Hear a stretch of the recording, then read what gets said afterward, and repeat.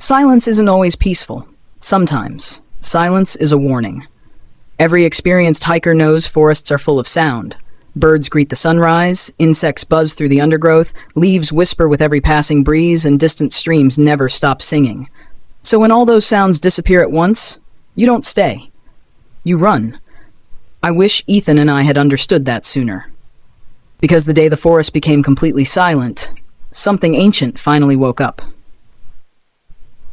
After Ethan vanished with nothing but a yellow ribbon left behind, I was alone for the first time since entering Marker 13.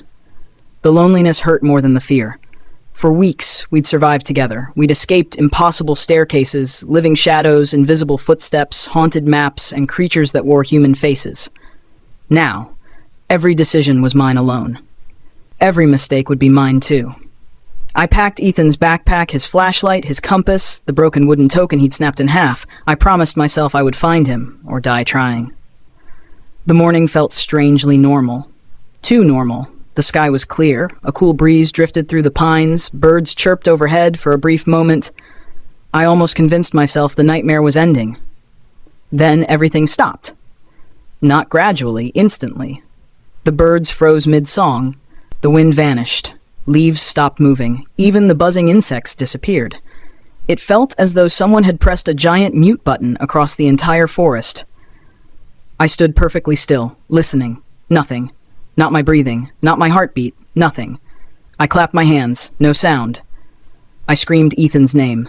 My mouth opened, my throat strained, but the world swallowed every word before it could exist. Panic surged through me.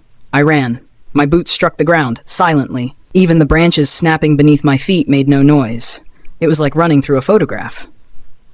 Then I noticed something horrifying. The trees weren't moving anymore.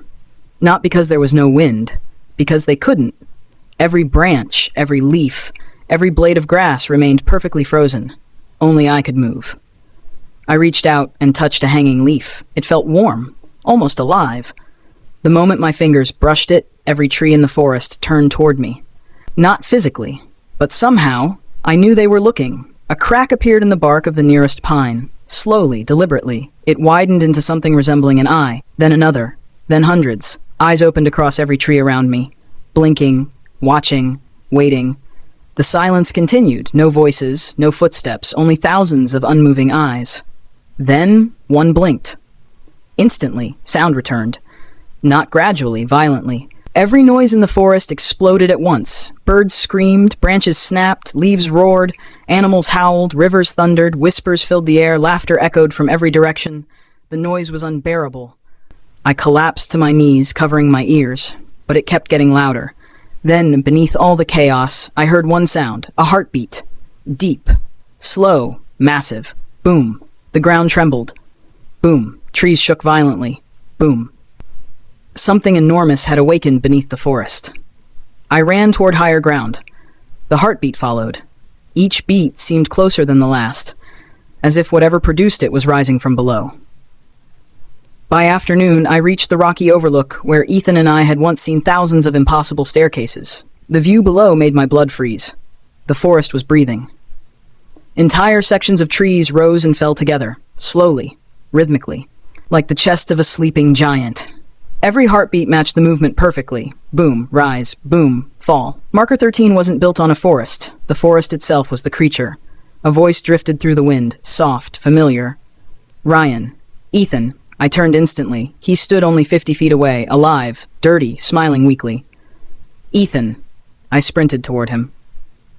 Halfway there, everything became silent again. The impossible silence returned. Ethan stopped moving, frozen, like a statue. Then, cracks spread across his skin, tiny at first, then larger. His body split open, not with blood, with bark. Roots burst from his arms, branches erupted from his shoulders, leaves grew from his face. Within seconds, he became another tree. Hundreds of eyes opened across his trunk, watching me. The silence ended. All the eyes closed. The tree looked completely normal, as though Ethan had never been there. I backed away, shaking uncontrollably. The forest wasn't just copying people anymore. It was collecting them. Night arrived too quickly. The heartbeat never stopped. Neither did the breathing. I climbed into an abandoned fire lookout tower, hoping for safety. The tower stood above the trees. For the first time in days, I could see the entire forest. Moonlight revealed something impossible. Every tree leaned in the same direction, toward the center, toward one enormous clearing. There, something was emerging. The earth slowly opened, not cracked, opened like an enormous mouth. Roots curled backward, soil folded inward. The forest peeled itself apart. Something climbed out. At first, only fingers, each one as thick as ancient oak trunks, then arms, then shoulders covered in moss and vines. Its head rose above the treetops, too large to fully understand. Its face looked carved from wood. Thousands of glowing eyes covered its bark-like skin. Then, every eye turned toward me. The lookout tower trembled violently. The creature smiled. Its mouth stretched from one side of the valley to the other. Inside, rows of trees served as teeth. The heartbeat stopped. Complete silence returned. The giant opened its mouth. Instead of roaring, it whispered. The whisper somehow echoed across the entire forest. Welcome back. Back? I'd never been here before. Had I? Memories flooded my mind, not mine. Someone else's. A child running through these woods. An old ranger drawing strange symbols. Campers building fires decades ago. People disappearing, generation after generation. Then I saw myself, as a little boy, standing beside my father, looking at the same giant. Smiling. No, I whispered. The creature spoke again. You always come back. The lookout tower began sinking into the trees, slowly, as though the forest were swallowing it whole. I climbed down desperately. The ground beneath me pulsed like living flesh. Every step felt soft, warm, breathing. Then the silence broke one final time. Every tree, every creature, every shadow, every voice we'd heard since entering Marker 13 spoke together. One sentence. The forest remembers everyone. A violent wind tore through the valley. Thousands of yellow ribbons flew into the sky like frightened birds. Among them, one landed at my feet, fresh, clean, untouched. Written across it in Ethan's handwriting were 3 words. Don't look up. Instinct forced my eyes downward. Every part of me wanted to obey. But curiosity, the same curiosity that had led us into Marker 13, won. Slowly, I looked toward the sky. Above the clouds, something even larger than the forest giant looked back. Its eyes opened, and the entire world went silent. To be continued.